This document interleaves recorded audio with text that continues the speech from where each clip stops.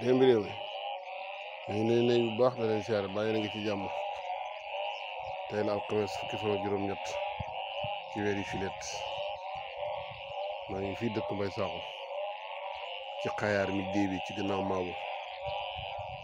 mais moom bët moom sëbbi na fi la ci diwaanu Maabo yéen a ngi gis déebi ne le waaw yéen a ngi gis déey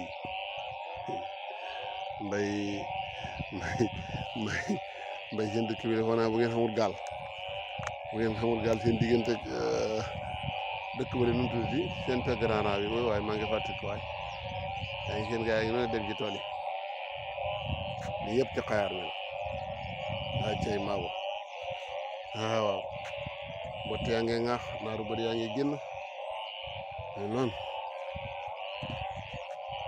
lële mooy seen tool yi war a di dox diggante Mbirkilaan ak Maabo gaa yaa ngi ci nag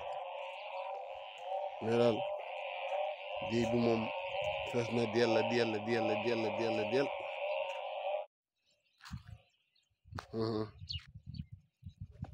ba tey rek ñu ngi ci Maabo li ngeen gis ni mooy canalisation yi ci buntu dëkk bi nga xam ne kalaasa Mbay Saaxu bu bëgg njorong bi yoroon ngeen fa wut sàkket de ndax fii fa neex te fa sedd jege suuf boo fi lalee saako si xotti saako si lay fa man nga fee dal la li mooy seen diggante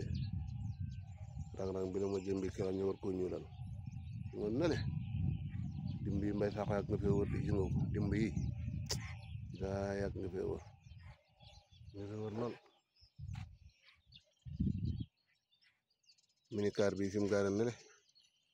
yéen a ngi koy gis mooy kër ñoom Mbay Saaxu ok